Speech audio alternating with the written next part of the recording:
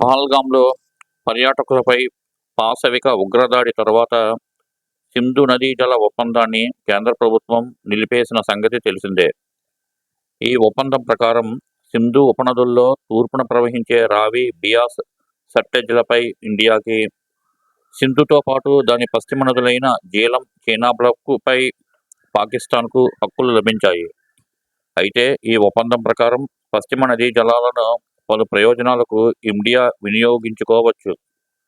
ఈ క్రమంలో ఆ నదులపై 5,846 మెగావాట్ల సామర్థ్యంతో ఇండియా తలపెట్టిన పలు ప్రధాన ప్రాజెక్టులు పూర్తిస్థాయి ప్రణాళిక లేదా పరిశీలన దశలో ఉన్నాయి. ఆ ప్రాజెక్టులు వాటి విద్యుత్ ఉత్పత్తి సామర్థ్యం మెగావాట్లలో: సావల్కోట్ స్టేజ్ 1 1856 మెగావాట్లు, కిరు 660 మెగావాట్లు, బర్సర్ 1020 మెగావాట్లు, కిర్తాయ్ స్టేజ్ 1 290 మెగావాట్లు, కిర్తాయ్ స్టేజ్ 2 990 మెగావాట్లు, క్వార్ 520 మెగావాట్లు, సచ్కాస్ 210 మెగావాట్లు, గిప్సా 300 మెగావాట్లు. ఆధారం కేంద్రం నివేదిక, ఈనాడు దినపత్రిక సౌజన్యంతో.